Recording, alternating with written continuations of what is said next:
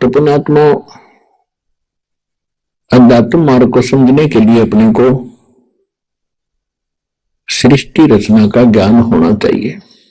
पुण्यात्मा परमात्मा के गुणों में लिखा हुआ है, जैसा कि आपको बहुत बार दास बताता है कि ऋग्वेद मंडल नंबर 9 सूक्त 86 के मंत्र नंबर 26 और 27 में, ऋग्वेद मंडल नंबर 9 सूक्त 82 के मंत्र 1, 2, 3 में, ऋग्वेद मंडल नंबर 9 सूक्त 57 के मंत्र 3 में, ऋग्वेद मंडल नंबर 9 सूक्त 20 मंत्र 1 में, ऋग्वेद मंडल नंबर 9 सूक्त 1 मंत्र 8 और 9 में, ऋग्वेद मंडल नंबर 9 सूक्त 94 के मंत्र 1 में, ऋग्वेद मंडल नंबर 9 सूक्त 95 के मंत्र 2 में, ऋग्वेद मंडल नंबर 9 सूक्त 96 के 96 के मंत्र 16 से लेकर 20 में। और भी अनेकों स्थानों पर यह प्रमाण है कि वो कबीर नामक परमात्मा है। परमात्मा का वास्तविक नाम कबीर देव है और वो सतलोक में रहता है। सतलोक एक पृथ्वी है, सौ प्रकाशित है। और जैसे आप कभी रेत देखते हो, जमुना सैंड देखा होगा, उसमें से चमक सी निकलती है, सितारे से दिखाई देते हैं, उस रेत के अंदर कण होते हैं चमकीले से। ये तो एक एग्जाम्पल है। वो सारी ही पृथ्वी ऐसी है और उपजाऊ बहुत है।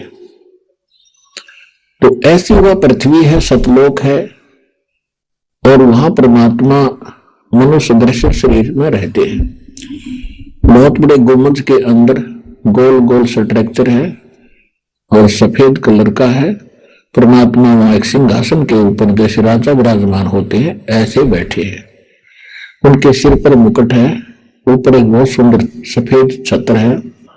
वही परमात्मा अन्य हल्के तेज का शरीर बना के, क्योंकि वहां परमात्मा की बॉडी का जो प्रकाश है पूरे शरीर का बहुत ज्यादा है। एक रूम माने एक बाल बोलते हैं रूम को। एक रूम की इतनी शोभा है, करोड़ सूर्य मिला दे, करोड़ चंद्रमा, फिर सारे शरीर का कितना प्रकाश होगा। तो इतनी वो परमात्मा यदि एज इट इज राजा नो का नो अपने उसी तेजों में शरीर में, तो हमारी चरम दृष्टि उनको देख नहीं सकती। जैसे उल्लू सूर्य उदय होने के बाद कुछ देख नहीं पाता, तो उसके सामने हमारी यह चरम दृष्टि ऐसे बंद हो जाएगी। इसलिए परमात्मा अपने शरीर को सरल करके, अपने रूप को सरल करके आता है। तो वो परमात्मा आके ज्ञान देते हैं, अच्छी आत्माओं को मिलते हैं और उनको अपने से परिचित कराते हैं। फिर वो प्यारी आत्मा परमात्मा की आंखों देखी महिमा का गुणगान अपने मुख कमल से किया करते हैं। इसके लिए परमात्मा कहते हैं, चारों युग में संत पुकारे और कूक कहा हम हेल रे, हीरे माणिक मोती बरसे और ये जग चुकता ढेल रे। कि चारों युगों में मैं आता हूं और अच्छी आत्माओं को मिलता हूं, और जो मुझसे परिचित हो जाती हूं प्यारी आत्माएं, फिर मुझे सतलोक में देख के और ऊपर सतलोक को आंखों देख करके फिर अपनी वाणी से वो उच्चारण करते हैं, ज्ञान बताते हैं। और मैं भी आता हूं तब मैं भी ज्ञान सुनाता हूं। तो पुण्यात्माओं, आपका सौभाग्य कि आपको सत्यनारायण कथा सुनने को मिल रही है। पहले हम सत्यनारायण कथा किसको माना करते थे? विष्णु जी को सत्यनारायण मान रहे थे। सत्यनारायण का अर्थ होता है अविनाशी परमात्मा, लेकिन विष्णु जी तो नाशवान है, ये स्वयं कहते हैं। नारायण का अर्थ होता है जो जल के ऊपर आकर विराजमान हो, उसको नारायण कहते हैं। और सत्यनारायण अविनाशी नारायण। तो विष्णु जी को इसलिए नारायण कहने लगे कि शेष नाग की सैया पर ये विराजमान होते हैं, लेकिन ये तो सत्यनारायण नहीं है, नारायण जरूर है, क्योंकि जल के ऊपर विराजमान है।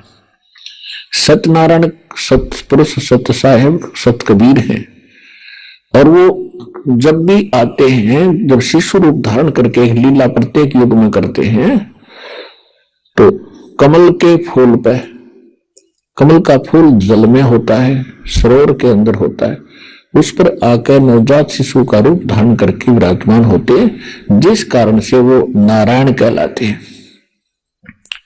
और वो सत्य है, अविनाशी है, इसलिए उनको सत्यनारायण कहा जाता है। तो सत्यनारायण वो सत्य पुरुष है, सत्य पुरुष कहो, सत्यनारायण कहो, और अमर पुरुष कहो, परम अक्षर ब्रह्म कहो, परम अक्षर पुरुष कहो, ये कबीर परमात्मा के लिए ही ये शब्द प्रयोग होते हैं।